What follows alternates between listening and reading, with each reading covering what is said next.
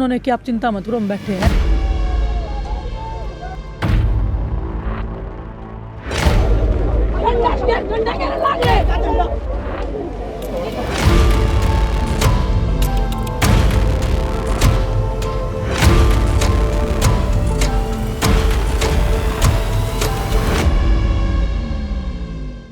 इन तस्वीरों को शायद ही देश का कोई शख्स भूला होगा। ये पहलवानों के उस आंदोलन से निकलकर सामने आई तस्वीरें थी जो पूर्व बीजेपी सांसद व तब के WFI यानी भारतीय कुश्ती संघ के अध्यक्ष बृजभूषण शरण सिंह के खिलाफ थी। मामला था उनके खिलाफ यौन उत्पीड़न का। हरियाणा के पहलवानों का ये मुद्दा पिछले काफी वक्त से गरमाया रहा, लेकिन अब ये तस्वीर बदल गई है, क्योंकि इस आंदोलन का मुख्य चेहरा रहे पहलवान बजरंग पूनिया व विनेश फोगाट अब कांग्रेस के पहलवान बन गए हैं। कांग्रेस पार्टी का मैं बहुत बहुत धन्यवाद करती हूँ, क्योंकि जब बोलते हैं ना कि बुरे टाइम में पता लगता है कि अपना कौन है। जब हम रोड पे घसीटे जा रहे थे तो छोड़ के बीजेपी को देश में जितनी भी पार्टियां हैं वो हमारे साथ में थी, हमारे दर्द को समझ पा रही थी, हमारे आंसुओं को समझ पा रही थी।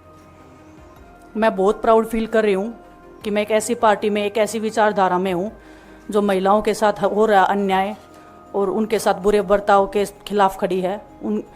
वो लड़ाई लड़ने के तैयार है, सड़क से लेकर संसद तक। बीजेपी IT सेल ने उस चीज़ को साबित करने की कोशिश की थी कि हम चले हुए कारतूस हैं, हम ख़त्म हो गए हैं, हम पॉलिटिक्स कर रहे हैं। जो आज बीजेपी की IT सेल बोल रही है कि इनका मकसद तो सिर्फ राजनीति करना था, हमने तो उनको लेटर भेजा था, वो जब भी नहीं आए।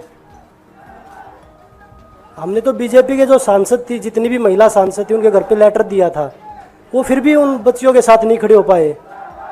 कांग्रेस पार्टी तो बिना कुछ हमने इनको बताया, ये वहाँ पे हमारे साथ खड़े हुए।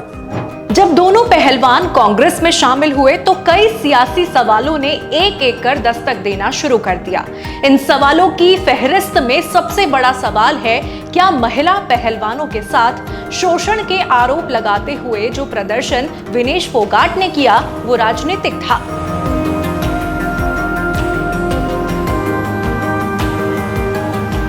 इधर जब बजरंग पूनिया व विनेश फोगाट ने रेसलिंग रिंग से राजनीति के मैदान में एंट्री की तो उधर आंदोलन के मुख्य टारगेट रहे बीजेपी नेता बृजभूषण शरण सिंह के तेवर तल्ख हो गए। उन्होंने खुद पर लगे आरोपों पर खुलकर बात की है। उन्होंने मीडिया को दिए इंटरव्यू में कहा कि अब ये स्पष्ट हो चुका है कि ये मेरे खिलाफ राजनीतिक षड्यंत्र था। ये धरना कांग्रेस द्वारा प्रायोजित था और 2 साल से मेरे खिलाफ साजिश रची गई। बृजभूषण इतने पर ही नहीं रुके। उन्होंने आगे कहा कि विनेश कांग्रेस के षड्यंत्र का चेहरा थी और ये खिलाड़ियों का आंदोलन नहीं था, बल्कि इस पूरी साजिश की स्क्रिप्ट भूपेंद्र सिंह हुड्डा व दीपेंद्र हुड्डा ने लिखी है। बीजेपी नेता ने कहा कि जिस तरीके से धरने को प्रियंका गांधी और राहुल गांधी का समर्थन मिला, उससे ये सच्चाई सामने आ गई है कि ये सिर्फ मेरे खिलाफ नहीं बल्कि पूरी बीजेपी के खिलाफ षड्यंत्र था। हमने तो पहले दिन कहा था कि ये घटना झूठ है और ये कांग्रेस के द्वारा प्रायोजित है। भूपेंद्र हुड्डा इसके मुख्य किरदार हैं, दीपेंद्र हुड्डा इसके किरदार हैं और आज वो सारी चीज़ें निकल करके सामने आ गई हैं।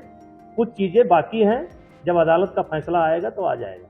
महिला पहलवानों के यौन शोषण के आरोपी बृजभूषण शरण सिंह के खिलाफ कोर्ट में मामला है, जिसको लेकर वो पाक साफ होकर निकलने का दावा कर रहे हैं। तो वहीं जनता की अदालत में विनेश फोगाट अपनी उम्मीदवारी लेकर उतर रही हैं। हरियाणा ने कांग्रेस के लिए पहली सूची जारी कर दी है। इस लिस्ट में 32 प्रत्याशियों के नाम शामिल हैं। विनेश को कांग्रेस ने हरियाणा की जुलाना विधानसभा सीट से टिकट दे दिया है, तो वहीं बजरंग पूनिया को ऑल इंडिया किसान कांग्रेस का कार्यकारी अध्यक्ष बना दिया है। अब देखना है कि सियासत के रिंग में दंगल के लिए विनेश कितनी तैयार हैं।